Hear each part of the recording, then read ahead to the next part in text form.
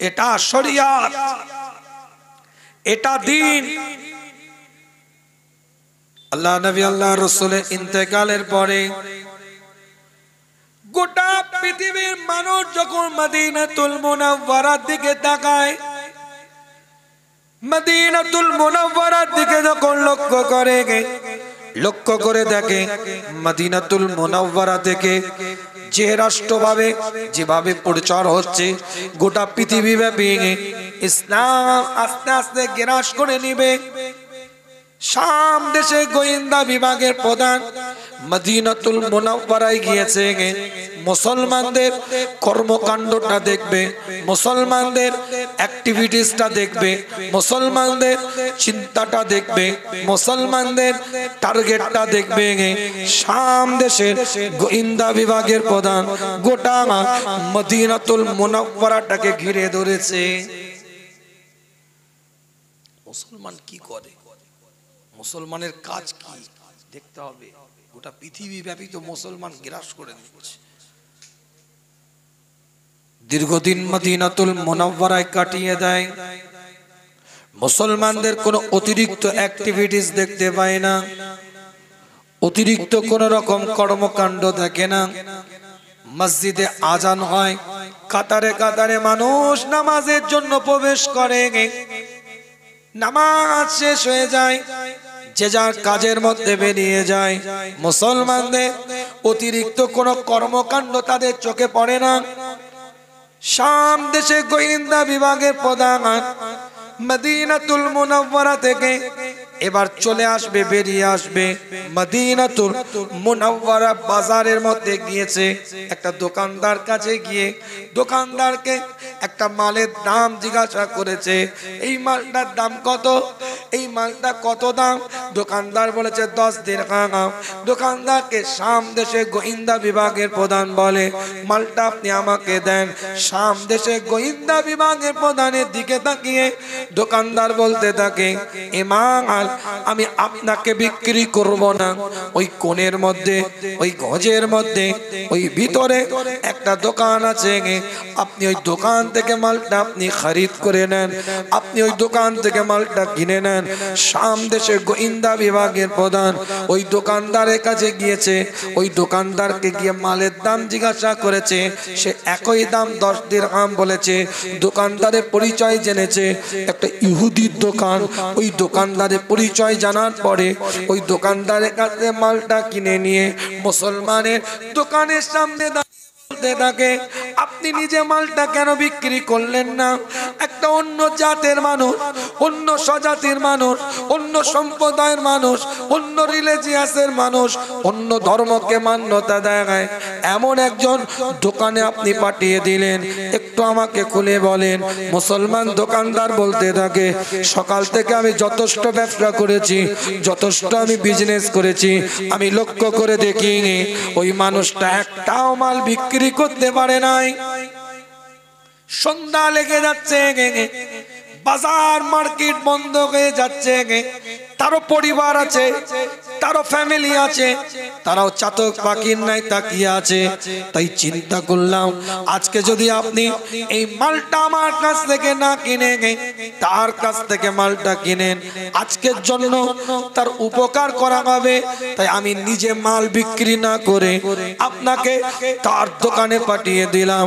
শাম দেশের গোয়েন্দা বিভাগের প্রধান ওই মদিনাতুল মুনাওয়ারার মার্কেটটাই দাঁড়িয়ে চিৎকার আওয়াজ দিয়ে বলেছিল, এটা যদি কোরআনের আদর্শ হয়, এটা যদি শরীয়তের আদর্শ হয়, এটা যদি তোমাদের নবী মুহাম্মদুর রাসূলুল্লাহ সাল্লাল্লাহু আলাইহি ওয়াসাল্লামের আদর্শ হয়, তাহলে তলোয়ারের দ্বারাই নয়, আঘাত করে, জোর করে, কষ্ট দিয়ে, ব্যথা দিয়ে তোমাদেরকে ইসলাম প্রচার করতে হবে না। তোমাদের আদর্শ হয় একদিন तमाम পৃথিবীতে ইসলাম জয় করে নিবে। জোরে বলবেন না? আমরা আদর্শের উপরে দাঁড়িয়ে আছি। কথা কিছু বোঝা যাচ্ছে না? বোঝা যাচ্ছে? আলোচনাটা বোঝেন কোথা থেকে কি আলোচনা? মনে আছে তো? ভুলে গেছে। সূরাতুল আনফাল থেকে আলোচনা শুরু, 3 নম্বর আয়াত দিয়ে মুমিনের পরিচয় দিচ্ছিলাম। এখনো কিন্তু সেই আলোচনার মধ্যে মুমিনের পরিচয় মানবতার।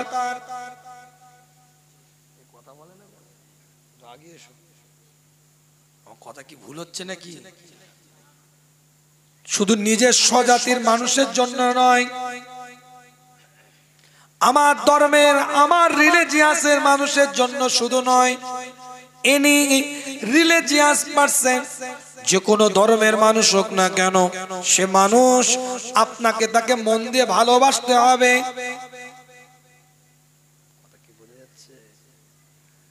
সিদ্দিক আকবর রাদিয়াল্লাহু তাআলা আনহুর সাথে আমার রাসূলের কথা হচ্ছে মসজিদে নববীতে। হাদিসটা বলতে গিয়ে দ্বিতীয় পয়েন্ট থেকে এই দিকে আলোচনাটাকে নিয়ে এসেছিলাম, না ভুলে গেছে। একটা অসুস্থ ব্যক্তিকে দেখে বাড়ি থেকে ফিরে আসছে, তারপরে ফজরের নামাজ আদায় করতে মসজিদে নববীর মধ্যে হযরতে আবু বকর সিদ্দিক প্রবেশ করেছে। প্রথম প্রশ্ন হুজুর করেছেন, তোমাদের মধ্যে কেউ কি এমন আছো রোজাদার অবস্থায়? আবু বকর হাতটা তুলে বলে, হুজুর আমি রোজাদার অবস্থায়। দ্বিতীয় প্রশ্ন হুজুর করেছিলেন, তোমাদের মধ্যে এমন কোন মানুষ আছো কি যে ব্যক্তিটা আজ এই মজলিসে আসার আগে মসজিদে নববীতে নামাজ পড়ার পূর্বে তোমরা কোন বিমারগ্রস্ত মানুষকে দেখে এসেছো? সিদ্দিক আকবর বলে, হুজুর আমি দেখে এসেছি। মনে আছে তো? ওখান থেকে আলোচনাটা এদিকে নিয়ে এসেছিলাম, ভুলে গেলে হবে না আলোচনা। ঠান্ডা হয়েছে, কথা কিছু বোঝা যাচ্ছে না? বোঝা যায় না? আলোচনা করবো নাকি না দোয়া করে দেবো? এ ভাঙা গলা নিয়ে যা হচ্ছে তা আমি বুঝতে পারছি। একটু গরম আনতে, একটু গরম। আল্লাহ নবী আল্লাহ রাসূল তৃতীয়বার প্রশ্ন করলেন। গোটা মসজিদের নববীটা ভরা, ফজরের নামাজ আদায় করার পরে আল্লাহ নবী মুহাম্মদুর রাসূলুল্লাহ সাল্লাল্লাহু আলাইহি ওয়াসাল্লাম তৃতীয়বার প্রশ্ন করলেন, তোমাদের মধ্যে কি এমন কোন ব্যক্তি আছে কিনা যে ব্যক্তিটা আমি নবী, আমি রাসূল, আমি মুস্তাফা আমার পিছনে ফজরের নামাজ পড়ার পূর্বে কোন এতিমের গালের মধ্যে খাবারটা তুলে দিয়ে দান করে সদকা করে আমি নবী আমার দরবারে এসেছে, এমন কোন ব্যক্তি কি তোমাদের মধ্যে কেউ আছে? আয়াতটা মনে আছে তো? সূরাতুল আল ইমরানের 134 নম্বর। আল্লাহ কোরআনের মধ্যে বললেন, আল্লাযীনা ইউনফিকুনা ফিস সাররাই ওয়াদ দাররাই, দানের হাতটা উন্মুক্ত থাকবে। সিদ্দিক আকবর সহ গোটা মসজিদে নববী ভরা সাহাবায়ে কেরাম হুজুরদেরকে হুজুর তৃতীয় প্রশ্ন করছে, তোমাদের মধ্যে এমন কোন ব্যক্তি আছে কিনা যে ব্যক্তিটা আমার পিছনে মসজিদে নববীতে ফজরের নামাজের পূর্বে কোন এতিমের গালের মধ্যে খাবারটা তুলে দিয়ে এসেছে, কোন এতিমকে খাইয়ে দিয়ে দান করে সদকা করে এখানে এসেছে।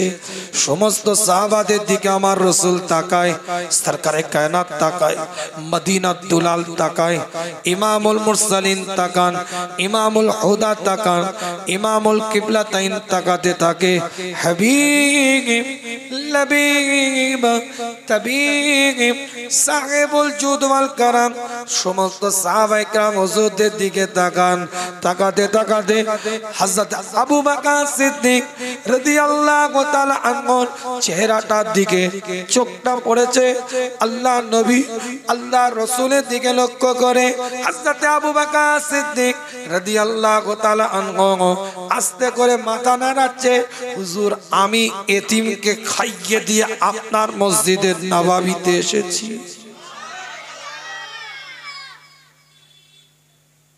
ইয়া রাসূলুল্লাহ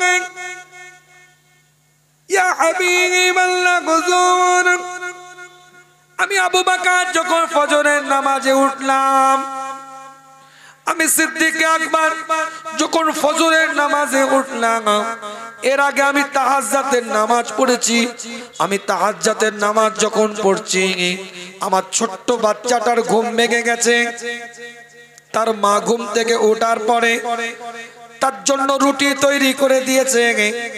আমি দীর্ঘ সময় ধরে ছোট্ট বাচ্চাটাকে নিয়ে খেলা করতে করতে ফজরের যখন ওয়াক্ত হয়ে গেল, মসজিদে নববীর দিকে আসব, এই সময় আমি যখন দরজাটা খুলি, হুজুর একটা এতিম বাচ্চা দেখি আমার দরজার সামনে দাঁড়িয়ে আছে।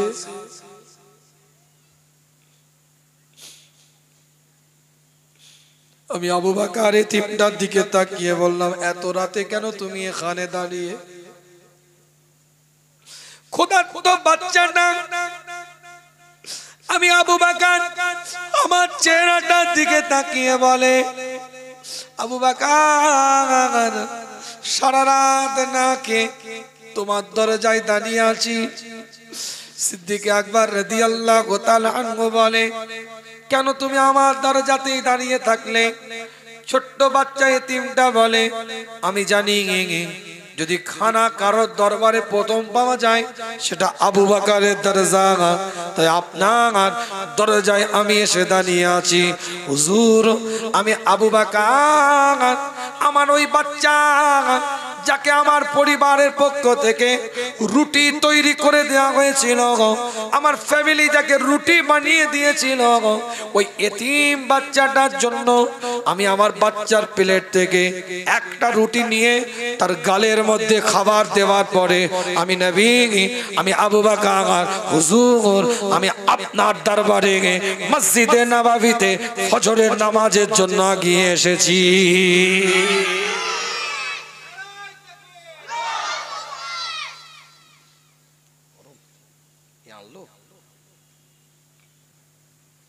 কথাগুলো অসুবিধা হচ্ছে নাকি? মানবিকতার জায়গা তৈরি করে, মনুষ্যত্ব বোধ তৈরি করে।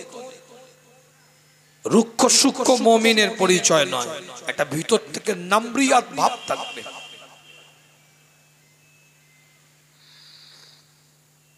আবেগ থাকবে, দরদ থাকবে, মুহাব্বত থাকবে।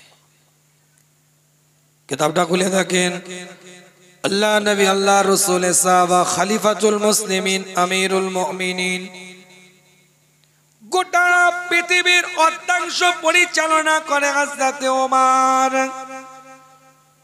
ওমর ইবনুল খাত্তাব রাদিয়াল্লাহু তাআলা আনহু গোস্তের দোকানের পিছনে গিয়ে দাঁড়িয়ে আছে। দোকানদার ভয়ে কাঁপছে। ওমর ইবনুল খাত্তাব কেন পিছনে? দোকানদার থরথর করে কাঁপতে থাকে।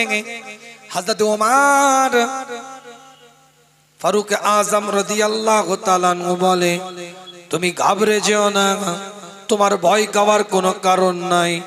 তুমি বেচা কেনা করো, দোকানদার খরিদ্দার গুলোকে তুমি ছাড়ো। হঠাৎ করে হযরত ওমর ইবনুল খাত্তাব রাদিয়াল্লাহু তাআলা আনহু একজনের ব্যাগটা ধরে পিছনের দিকে নিয়ে এসে বলে, তুই দুদিন পর পর কেন গোশত কিনতে এই গোশতের দোকানে এসে দাঁড়িয়েছিস? এই তুই কালকে গোশত কিনে লিখেছিস, আজকে কেন আবার কিনতে এসেছিস? বর্তমান যুগের মানুষ হলে ঘুরিয়ে বলতো, আমার পয়সা আমি কিনতে এসেছি, তোমার তাতে কি? খরিদ্দারের তো পা কাঁপছে, কে ওমর ইবনুল খাত্তাব, কথা উল্টো পাল্টা হলে ধর গর্দান আলাদা হয়ে যাবে, পা কামো ছুটিয়ে এলো পুরো। খলিফাতুল মুসলিমিন আমিরুল মুমিনিন গোটা পৃথিবীর অর্ধাংশ পরিচালনা করে হযরত ওমর ইবনুল খাত্তাব রাদিয়াল্লাহু তাআলা আনহু ওই খরিদ্দারের দিকে লক্ষ্য করে সেদিনে চিৎকার আওয়াজ দিয়ে বলেছিল, যেদিন তোর পরিবারের সবাই দুবেলা পেট ভরে খেতে পারবে, যেদিন তোর আত্মীয় স্বজনের সবাই দুবেলা পেট ভরে খেতে পারবে, তোর এলাকার যত পরিবার আছে যত ঘর আছে তোর মহল্লায় সবাই যখন দুবেলা পেট ভরে খেতে পারবে, সেই দিনে তুই দুদিন পর পর গোস্ত কিনে নিয়ে যাবি, আর না হলে তাদের খবর নেওয়ার জন্য আগিয়ে যাবি।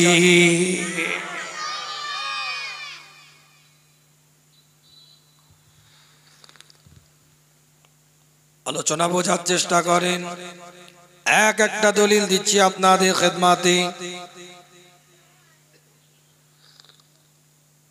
ছোট্ট ছোট্ট করে আলোচনাটাকে আগিয়ে নিয়ে যাচ্ছি। আল্লাহ নবী নবী মুহাম্মদ রাসূলুল্লাহ সাল্লাল্লাহু আলাইহি ওয়াসাল্লামের উপরে আল্লাহ আয়াতটাকে নাজিল করে দিলেন। মুত্তাকিন তার পরিচয়টা কেমন হবে, বৈশিষ্ট্যটা কেমন হবে, তার খুসুসিয়াতটা কেমন হবে। সে দান করবে, খায়রাত করবে, সাদকা করবে। দ্বিতীয় নাম্বার বৈশিষ্ট্য, আমি বলি না, কোরআন বলছে ওয়াল কাযিমিনাল গায়জা, ওই ব্যক্তিটা রাগটাকে নিয়ন্ত্রণ করবে। মুমিন রাগ থাকবে এটা নয়, কিন্তু রাগটাকে নিয়ন্ত্রণ করার ক্ষমতা রাখবে। রাগ আছে মানে প্রয়োগ, রাগটাকে নিয়ন্ত্রণ করার ক্ষমতা রাখে। কোরআন বলছে ওয়াল কাযিমিনাল গায়জা, কন্ট্রোল পাওয়ার থাকবে, কন্ট্রোলিং। জান্নাতুল বাকির সামনে আমার রাসূল দাঁড়িয়ে আছে। ইমাম তিরমিজি রাহমাতুল্লাহ আলাইহি হাদিসটাকে রওয়ায়াত করে কিতাবটা খুলে দেখেন, জামে তিরমিজির মধ্যে লেখা আছে, সুনান আবু দাউদের মধ্যে লেখা আছে, একাধিক হাদিসের কিতাব দ্বারাই প্রমাণিত। আল্লাহ নবী নবী মুহাম্মদুর রাসূলুল্লাহ সাল্লাল্লাহু আলাইহি ওয়াসাল্লাম জান্নাতুল বাকির মধ্যে দাঁড়িয়ে আছেন। হঠাৎ করে পিছন দিক থেকে একজন ইহুদি গিয়ে আমার নবীর চাদরটাকে পিছন দিক থেকে টেনে ধরেছে। এই যে চাদরটা আমি নিয়ে আছি, এই চাদরে দেখেন একটা ডিজাইন করা আছে, কিন্তু এই ডিজাইনটা কিন্তু মসৃণ ডিজাইন। হুজুরের শরীর মোবারকটার মধ্যে, হুজুরের গায়ে যে চাদর মোবারকটা ছিল, সেই চাদর মোবারকের মধ্যে ডিজাইন ছিল, নকশা করা ছিল, কিন্তু সেই নকশাটা মসৃণ ছিল না, অমসৃণ, খড়খড়ে একটু ভাব। আল্লাহ নবী হুজুরে আকরাম সাল্লাল্লাহু আলাইহি ওয়াসাল্লামের গলার কাছটা দিয়ে পেঁচানো আছে, পিছন দিক থেকে চাদরটা টেনেছে। কিতাবের রিওয়ায়াতের মধ্যে পাওয়া যায় আল্লাহর নবী আল্লাহর রাসূলের গলার কাছটা রক্তের মতো লাল হয়ে গিয়েছে। হযরত ওমর ফারুক রাদিয়াল্লাহু তাআলা আনহু দৌড়ে গিয়েছে, চিৎকার দিয়ে বলে, কে তোমাকে সাহস দিল আমার নবীর চাদরটাকে কেন এত আওয়াজ দিয়ে এত জোরে কেন তুমি টেনে ধরলে? কি ব্যাপার, এত জোরে টানলে কেন? হুজুরের চাদরটাকে এত জোরে টানলে কেন? সরকারে কায়নাতের চাদরটাকে এত জোরে টানলে কেন? ইমামুল মুরসালিনের চাদরটাকে এত জোরে টানলে কেন? ইমামুল হুদার চাদর মুবারকটাকে টানলে কেন? বলছে আমার কাছ থেকে কিছু ঋণ নিয়েছিলেন তিনি, এই ঋণটা পরিশোধ করার দিন 7 দিন বাকি আছে, এটা জানাবার জন্য তিনি বলে এখনো 7 দিন বাকি, আর তুমি জানাবার জন্য হুজুরের চাদর এত দূরে টেনেছো। আরো খেপে গেছে আল্লাহ নবী, ঠান্ডা কেন রেখে যাচ্ছ? ঠান্ডা হও মা, ঠান্ডা করছে আমার রাসূল। আল্লাহ নবী আল্লাহর রাসূল বলছেন, শোনো, তার কাছ থেকে আমি ঋণ নিয়েছিলাম, সে আমাকে তাগাদা দিতে পারে, বলতে পারে তুমি রেগে যেও না, 1 সপ্তাহের মধ্যে যেন আমি তার ঋণটাকে পরিশোধ করে দিতে পারি, এই সহযোগিতা তুমি আমাকে করো, তার উপরে রাগান্বিত হও না। আল্লাহ নবী মুহাম্মাদুর রাসূলুল্লাহ সাল্লাল্লাহু আলাইহি ওয়াসাল্লামের এই কথাটা শোনার পরে কিতাবটা খুলে দেখে পরিষ্কার করে লেখা আছে ওই আহলে কিতাবের মানুষটা ওই ইহুদিটা চিৎকার আওয়াজ দিয়ে বলতে থাকে আমি তাওরাতের একজন পণ্ডিত মানুষ, আমি ইনজিলের একজন পণ্ডিত মানুষ, আমি জাব্বুরের একজন পণ্ডিত মানুষ, আমি আহলে কিতাবের একজন বিশিষ্ট বিজ্ঞ দিকপাল পণ্ডিত মানুষ, সব আসমানি কিতাব আমার পড়া আছে। আমি জানি একটা আখেরি জামানার নবী আসবে, শেষ জামানার রাসূল আসবে, খাতামান নবীন হয়ে আসবে। তার পরে কোন নবী, কোন রাসূল, কোন পয়গম্বর দুনিয়াতে আসবে না। সেই নবী আখেরি নবী, শেষ নবী। সেই নবীর একটা বড় বৈশিষ্ট্য থাকবে, রাগ থাকবে না, নিয়ন্ত্রণ করবে, আদব ওয়ালা মানুষ হবে, রাগটাকে কন্ট্রোল করতে তিনি পারবেন। এটা দেখার জন্য হুজুর আপনার চাদরটাকে আমি পিছন দিক থেকে টেনেছিলাম। হুজুর আপনি আমাকে ক্ষমা করবেন, হুজুর আপনি আমাকে ঈমানের কালমাটা পড়িয়ে দেন, শুধু আমাকে নয় আমার গোটা পরিবারকে। হুজুর আপনি ঈমানের কালমাটা পড়িয়ে দেন, শুধু আমার পরিবারকে নয় হুজুর আমার গোটা কওমকে ঈমানের কালমা পড়িয়ে হুজুর আপনি মুসলমান করে দেন।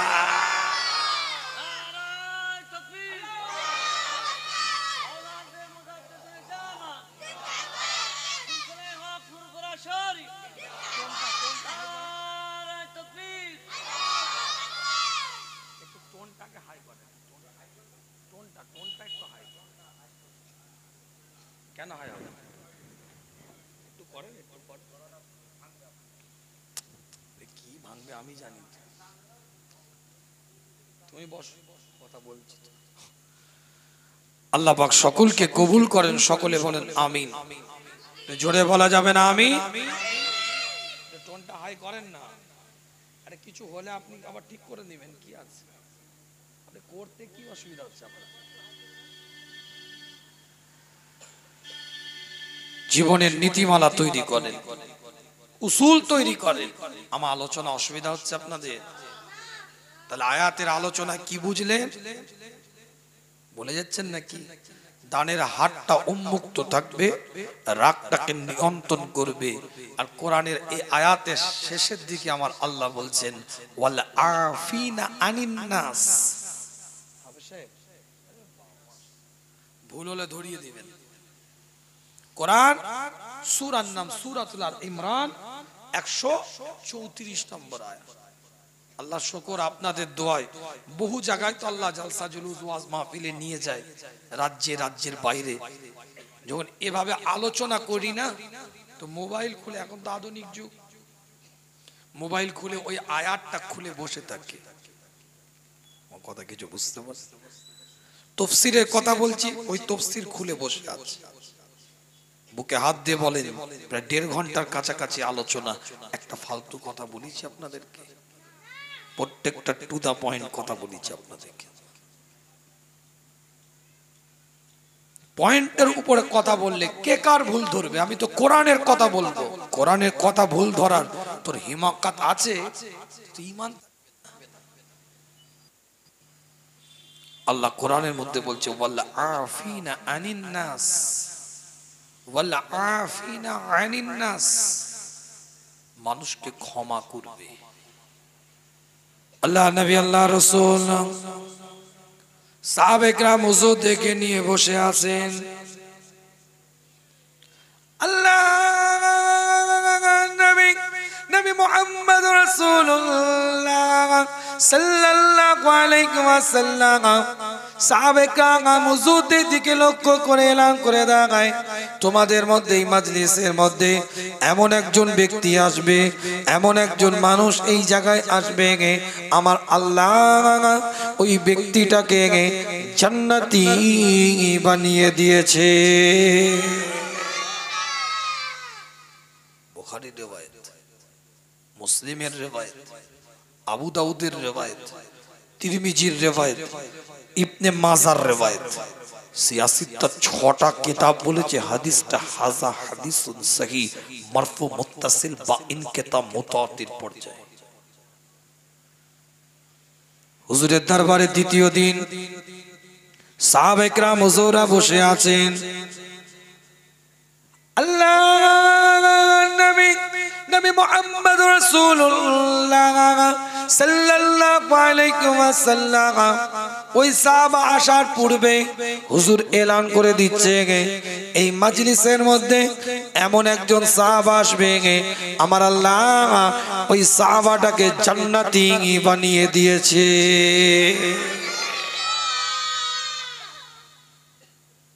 এতগুলো মানুষ বসে আছে, হয়তো সেই মানুষ আসেনি, তার আগেই বলছে। তৃতীয় দিন হুজুর একইভাবে এলান করে দিলেন।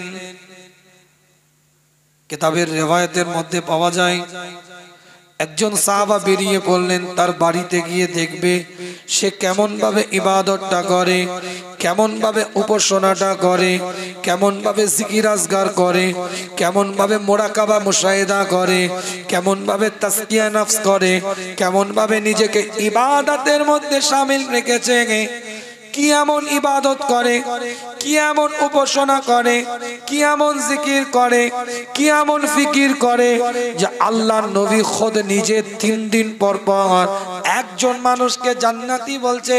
নিশ্চয়ই তার ইবাদতের মধ্যে কিছু বিশেষত্ব থাকবে, কিছু খুসুসিয়াত থাকবে, কিছু আলাদা কিছু বৈশিষ্ট্য থাকবে। সাহাবাদের নেশায় সাহাবারা বেরিয়েছে, আর আমাদের নেশা তো অন্য। পাশের বাড়ির লোক মার্বেল দিয়ে বাড়ি করে ফেলেছে, ওর নেশা ঘুরছে, কি করে হলো অত টাকা, কথা ঠিক না। টালি খোলা ঘর ছিল, গ্রানাইট লাগিয়েছে, ফল সিলিং, অ্যাটাচ বাথরুম, এক একটা বাথরুমে 4 লাখ টাকা খরচ করেছে। বাপরে বাপ, কি করে হলো বলতো, দেখতে হবে। আমাদের নেশা যেমন দেখতে যাব। ও গাড়িটা কিনলো কি করে বলতো, নিশ্চয়ই মনে হয় কোন ঝেড়েছে, মনে হয় লটারি দিয়ে গেল। সাহাবাদের নেশা তো আমল, তাদের তো জান্নাত দরকার, দুনিয়া তো দরকার নয়। জান্নাত নিবে তারা। কেন জান্নাতি বললো? এই ঘুরে ঘুরছে, কি ইবাদত করে, আমি করব, তাহলে আমাকেও বলবে। আপনি আমি চিন্তা করছি ও কি করে তাই এত টাকা হলো, আমি করব, তাহলে আমারও টাকা হবে। আমার কথা কিছু বুঝতে পারছেন না? ও কি ব্যবসা করে, ও কি বিজনেস করে, সে কি ইনকাম করে, তার টাকার ইনকামের উৎস কোথা থেকে, সে কি করে এত মাল দাম ইনকাম করলো, আমি করলে আমিও পাবো, এ নিয়তে আমরা ঘুরছি। আর সাহাবারা কি করছে, কি করে নবী জান্নাতি বললো, দেখ কেন জান্নাতি বললো, কি এমন কাজ করে, কি এমন আমল করে, কি এমন ইবাদত করে, কি এমন জিকির ফিকির তসবিহ পড়ে, কি এমন মুরাকাবা মুশাহিদা তাসকিয়া নফস করে যে রাসূল 3 দিন পর পর জান্নাতি বলছে। 3 দিন কাটিয়ে ফেলেছে ওই সাহাবার কাছে, কিচ্ছু দেখতে পায়নি। ইনিও যেমন ইবাদত বান্দেগি রিয়াজাত মুরাকাবা মুশাহিদা তাসকিয়া নফস আত্মশুদ্ধি জিকির আজগার ফিকির যা করে ওই সাহাবা একই করে। কিছু অতিরিক্ত যে ইনি নামাজ পড়ে ঘুমিয়ে যাচ্ছে, উনি রাত্রে উঠে বৃষ্টিকাত পড়ছে, এরকম কিছু না। ইনি বসে আছে, উনি তসবিহ পড়ছে, এমন কিছু না। ইনিও যা করে উনিও তাই করে, চলে যাবে। ওই সাহাবা বলছে, কি ব্যাপার, তুমি কিছুই জিজ্ঞেস করলে না 3 দিন থাকলে? বলে, শোনো, তুমি ওই মাজলিসে যাওয়ার পূর্বেই হুজুর তোমাকে 3 দিন পর পর জান্নাতি বলেছে, আমি দেখার জন্য এসেছিলাম তুমি কি এমন ইবাদত করো যে নবী তোমাকে জান্নাতি বলেছে, কিন্তু আমি তো কিছুই বুঝতেই পারলাম না। শোনো, সাহাবা বলছে, শোনো, নবী কেন জান্নাতি বলেছে সেটা আমি বলতে পারবো না, কিন্তু আমি প্রত্যেকটা রাত্রিরে নিদ্রা যাওয়ার পূর্বে বিছানা থেকে শুয়ে শুয়ে আমি চিন্তা করি কে আমার সাথে খারাপ ব্যবহার করেছে, আমি তাকে মাফ করে দিই। কে আমার সাথে নোংরা আচরণ করেছে, আমি তাকে মাফ করে দিই। কে আমার বুকে ব্যথা দিয়েছে, আমি তাকে মাফ করে দিই। আমি কারোর প্রতি বদলা নেবার মানসিকতা নিয়ে কারোর প্রতি আমি কোন রকম প্রতিশোধ নেওয়ার মানসিকতা নিয়ে ঘুমাই না, আমি সবাইকে ক্ষমা করে দিয়ে নির্তারা চলে যা। হাদিস বলছি, বুখারী মুসলিম। আল্লাহ নবী মুহাম্মদ রাসূলুল্লাহ সাল্লাল্লাহু আলাইহি ওয়াসাল্লামের দরবারে সাহাবে کرام হুজুর এসে বলেন, ইয়া রাসূলুল্লাহ, ইয়া হাবিবাল্লাহ হুজুর, আপনি যাকে 3 দিন পর পর জান্নাতি বলেছেন, আমি তার সোহবতে গিয়েছিলাম, কি এমন অতিরিক্ত ইবাদত করে, কি এমন অতিরিক্ত উপাসনা করে, কি এমন অতিরিক্ত ইবাদতের সাথে নিজেকে জড়িয়ে রাখে, এটা দেখার জন্য আমি 3 দিন পর পর তার কাছে ছিলাম। কিন্তু সে আমাকে বলল, সে যখন নিদ্রা জাগায়, বিছানায় শুয়ে শুয়ে সবারই কথা ভাবতে থাকে, কে তাকে দুঃখ দিয়েছে, কে তাকে কষ্ট দিয়েছে, কে কাকে কষ্ট ব্যথা দিয়েছে, এক একটা মানুষের কথা ভাবতে থাকে, এক একজনের কথা চিন্তা করতে থাকে, আর এক একজনকে ক্ষমা করে ঘুমিয়ে যায়। কারোর প্রতি বদলা নেওয়ার মানসিকতা নিয়ে, কারোর প্রতি প্রতিশোধ নেওয়ার মানসিকতা নিয়ে ঘুমায় না। আল্লাহ নবী, আল্লাহ রাসূল এলান করে রাখায়, সে যেমন দুনিয়াতে সবাইকে ক্ষমা করে দেয়, আমার আল্লাহ, আমার মাওলা, আমার পরওয়ারদিগার তাকে আখিরাতে ক্ষমা করে জান্নাতি বানিয়ে দেয়।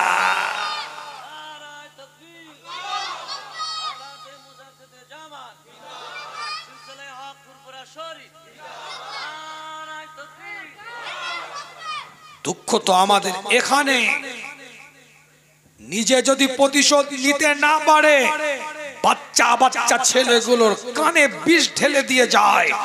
দেখে রাখ, ওদেরকে ওই পরিবারের সাথে জীবনে আমাদের হয়নি, তুইও সাবধান থেকে যা। তো দাদুর সাথে ওর দাদু খারাপ ব্যবহার করেছে, ওর বাপ তোর বাপের সাথে খারাপ ব্যবহার করেছে, ওদের সাথে আমাদের কোনোদিন হবে না, বিষ ঢেলে দিয়ে যাচ্ছে। আজ তোর ক্ষমতা আছে, তোর পাওয়ার আছে, তোর আধিপত্য আছে, তোর স্ট্যাটাস আছে, তোর লোকবল আছে।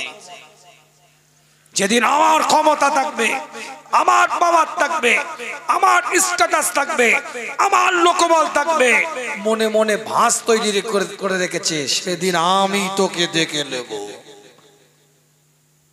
দেখবে কি দেখবে? এই বডি নিয়ে ঘুরছিল, এই বডি, 6 প্যাক, এখানে একদম প্যাক ট্যাক, ল্যাট ট্যাট, মাসেল টাসেল, এই বডি চ্যাসিস নিয়ে ঝোড়ো কাগের মতন হয়ে গেছে। কি হলো বে? 2টো কিডনি চলে গেছে। কথা বলে না কেন? এ সিনা চওড়া করে ঘুরছিল, মানুষকে মানুষ মনে করতো না। খবর নিয়ে দেখে যা, পুরো ছিটে বেড়ায়, মাটি নেই। কি হলো রে? ব্লাড ক্যান্সার ধরা পড়েছে। কি গরম দেখাচ্ছ, কি দাদাগিরি দেখাচ্ছ?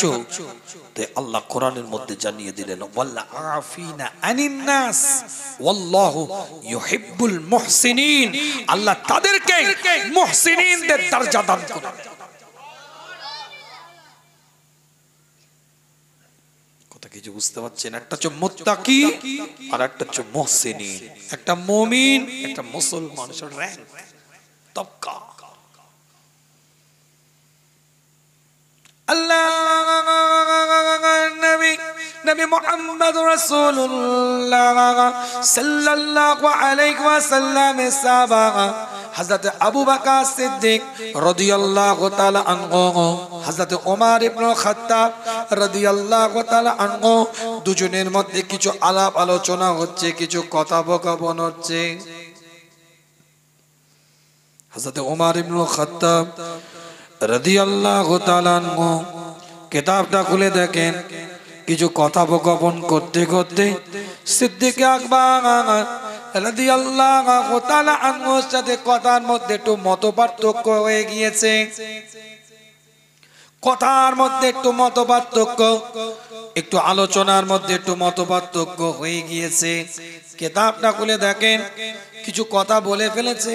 হযরত আবু বকর সিদ্দিকের দিকে লক্ষ্য করে, রাগান্বিত মানুষ, একটু গরম মেজাজের মানুষ, হযরত আবু বকরকে কিছু কথা বলে ফেলেছেন। সিদ্দিক আকবর কোনো কথা না বলে টুকটুক করে বাড়ির দিকে চলে গেছেন।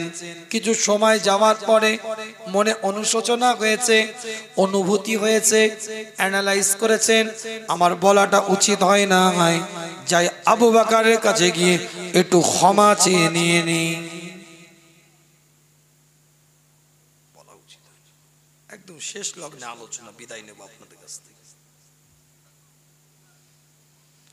হযরত ওমর ইবনে খাত্তাব রাদিয়াল্লাহু তাআলা আনহু, সিদ্দিক আকবর রাদিয়াল্লাহু তাআলা আনহু ঘরের সামনে এসে যখন দাঁড়িয়েছে, খবর নিয়ে লক্ষ্য করে দেখেন আবু বকর সিদ্দিক রাদিয়াল্লাহু তাআলা আনহু বাড়ির মধ্যে নাই। যখনই লক্ষ্য করেছে সিদ্দিক আকবর বাড়িতে নাই, হযরত ওমর ইবনে খাত্তাবের পাটা কাঁপতে আরম্ভ করে দিয়েছে। হযরত ওমর ইবনে খাত্তাব থরথর করে কাঁপছে। ফারুক আজম রাদিয়াল্লাহু তাআলা আনহু থরথর করে কাঁপতে আরম্ভ করে দিয়েছে। কোন ওমর ইবনে খাত্তাব? যে ওমর ইবনে খাত্তাব রাদিয়াল্লাহু তাআলা আনহু যে রাস্তা দিয়ে হেঁটে হেঁটে যায়, ওই রাস্তায় 40 দিন কোন শয়তান প্রবেশ করতে ভয় করে। তিনি কাঁপছে। কথা কিছু বুঝতে পারছেন? কেন জানে আবু বকর যখন বাড়িতে নাই তাহলে নবীর ঘরে আছে। বন্ধু বন্ধুর খবর রাখে, বন্ধু যখন ঘরে নাই নিশ্চয়ই মাচায় বসে পাবজি খেলছে। বন্ধু বন্ধুর খবর রাখে, বন্ধু যখন বাড়িতে নাই চাচা মনে করছে ঠিক আসরের নামাজে গেছে। বন্ধু বন্ধুর খবর রাখে, বন্ধু যখন বাড়িতে নাই তার মানে বোঝা যাচ্ছে কোনো মেসেঞ্জারে চ্যাট করছে লুকিয়ে কোথাও। বন্ধু বন্ধুর খবর রাখে। সিদ্দিক আকবর রাদিয়াল্লাহু তাআলা আনহু যখন বাড়িতে নাই, দোস্ত বুঝে গেছে মুস্তাফার বারগায় হাজির হয়ে গিয়েছে আবু বকর। আরো পাকাচ্ছে কে? ওমর। যে ওমরের কথাতে আল্লাহ কোরআনের 22টা আয়াতকে নাজিল করেছে। জোরে বলে আল্লাহ। নবী মুহাম্মদুর রাসূলুল্লাহ সাল্লাল্লাহু আলাইহি ওয়াসাল্লামের দরবারে, হুজুরের দরবারটায় যাওয়ার পরে ওমর ইবনে খাত্তাব রাদিয়াল্লাহু তাআলা আনহু সালামটা দিতে থাকে। আসসালাতু ওয়াসসালামু আলাইকা ইয়া রাসূলুল্লাহ, আসসালাতু ওয়াসসালামু আলাইকা ইয়া শাফিউল মুজনিবিন, আসসালাতু ওয়াসসালামু আলাইকা ইয়া রাহমাতাল লিল আলামিন। কিতাবের রিওয়ায়াতের মধ্যে পাওয়া যায় হযরত আবু বকর সিদ্দিক রাদিয়াল্লাহু তাআলা আনহু আমার নবী মুস্তাফা হুজুরের এতটাই নিকটে, কিতাবের রিওয়ায়াতে পাওয়া যায় হুজুর নিজের হাতটা দিয়ে সিদ্দিক আকবর রাদিয়াল্লাহু তাআলা আনহু নিজের হাতটা দিয়ে আল্লাহ নবী আল্লাহ রাসূলের উরুর উপরে এইভাবে বোলাচ্ছে। কিতাবের রিওয়ায়াতের মধ্যে পাওয়া যায় আল্লাহ নবী শুধুমাত্র সালামের উত্তরটা দিলেন, আর কোন কথা হযরত ওমরের দিকে তাকিয়ে বললেন না, আর কোন আলোচনা হযরত ওমরের দিকে লক্ষ্য করে করলেন না। দীর্ঘক্ষণ ধরে সিদ্দিক আকবরকে কাছে নিয়ে গিয়ে যেন সান্ত্বনা দিচ্ছে এই রকম মনে হচ্ছে। আর আবু বকর সিদ্দিক রাদিয়াল্লাহু তাআলা আনহু নিজের হাতটা দিয়ে হুজুরের উরুর উপরে বোলাচ্ছে। এই রকম দীর্ঘক্ষণ থাকার পরে আস্তে করে আমার রাসূল মাথাটাকে তুলে বলে, উমার তুমি আবু বকরকে তো আমার খাতিরে কিছু নাও বলতে পারতে। বললেন না যে আবু বকরের কোনো দোষ নেই, এটা বললেন না। বা উমার তুমি এত বড় দোষ করেছো সেটাও বললেন না। খালি বললেন আবু বকরকে তো আমি নবী, আমার খাতিরে কিছু নাও বলতে পারতে, ছেড়ে দিতে পারতে। তুমি জানো না আবু বকরের ব্যাপারে? মক্কার বুকে যখন কেউ ছিল না, উমার তুমিও ছিলে না, তুমিও তখন ঈমানে কালমাটা নাওনি, ওয়াহদানিয়াতের উপরে তুমি তখনও বিশ্বাস করো না। গোটা মক্কার কাফের গুলো আমি নবী, আমি রাসূল, আমি মুস্তাফা, আমাকে চতুর্দিক থেকে ঘিরে ধরেছিল। মক্কা জমিনে এমন কোন ব্যক্তি ছিল না যে আমার পাশে দাঁড়াবে। একা আবু বকর চিৎকার দিয়ে বলেছিল, আজ যদি আমার নবীর কাছে কেউ যেতে চাও, আজ যদি রাসূলের দিকে কেউ আগাতে চাও, মনে রাখবে আমি আবু বকর আমার লাশের উপর দিয়ে তোমাদেরকে যেতে হবে। জোরে বলবেন। হিজরত করে যখন আমার রাসূল মদিনাতুল মুনাওয়ারায় প্রবেশ করছে, খুব ইতি টানবো, শেষ কথা।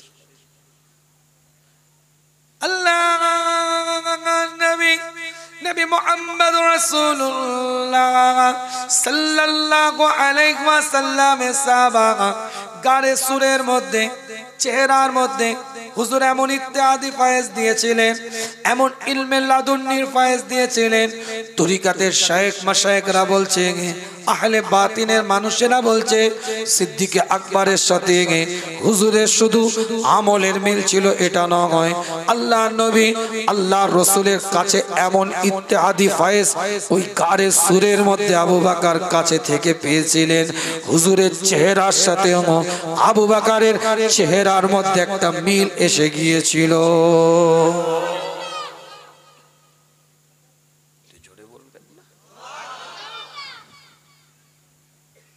শুধু আমলের মিল নয়, আমলে তো থাকতে থাকতে মিল হয়ে গেছে, চেহারার মধ্যে মিল এসে গেছে। মদিনাতুল মুনাওয়ারায় যখন প্রবেশ করছে, কিতাবের রিওয়ায়াতের মধ্যে পাওয়া যায় আল্লাহ নবী আল্লাহর রাসূলের সাহাবা হযরত আবু বকর কোনটা আর নবী মুস্তাফা কোনটা, এটা দূর থেকে কশমকশ লেগে যাচ্ছে। হযরত আবু বকর নিজের চাদরটাকে খুলে নবীর মাথার উপরে এইভাবে ঢলে রাখলেন, মদিনার মানুষগুলোকে জানিয়ে দিলেন এটা আকা আর এটা আকার গোলাম আবু বকর। সেই চাদর ধরাটা, হুজুরের সরে আনোয়ারের উপরে ছায়া করাটা আল্লাহ এতটাই পছন্দ হয়ে গেল, আল্লাহ এতটাই ভালো লেগে গেল, কিয়ামত পর্যন্ত আবু বকর সিদ্দিক রাদিয়াল্লাহু তাআলা আনহুর জন্য আমার আল্লাহ সবুজ গম্বুজের তলায় ছায়ার ব্যবস্থা করে দিলেন।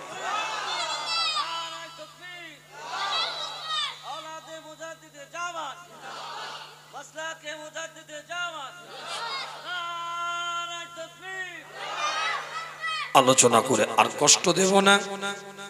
আমি প্রথমেই বলেছিলাম শারীরিকভাবে খুবই দুর্বল, তারপরেও যে আল্লাহ যে আমার মুখ থেকে কথাগুলো বলিয়ে নিলেন, এটা শুকরিয়া ছাড়া আর কিছু নয়। বিদায় নেব আপনাদের খেদমত থেকে। গুনাহগারের জন্য দোয়া করবেন, আমিও আপনাদের জন্য দোয়া করি। আমি যথাযথ টাইমে এখানে এসেছিলাম, ভাইরা বললেন হুজুর একটু দেরি করে উঠবেন, আপনার শরীর যখন এরা 15 মিনিট পরে উঠেন, তো 8:15 দিকে নিয়ে আসলো ভাইরা, যেহেতু নামাজ চলছিল না কি বললো, আল্লাহ কবুল করেন। এখান থেকে ফতুল্লাহ যেতে হবে, ভাই আসবে, আলোচনা করবে। আসে সকলে রাসূলের শানে দাঁড়িয়ে একটু সালাতুস সালাম পাঠ করে নি। ইয়া নবী সালাম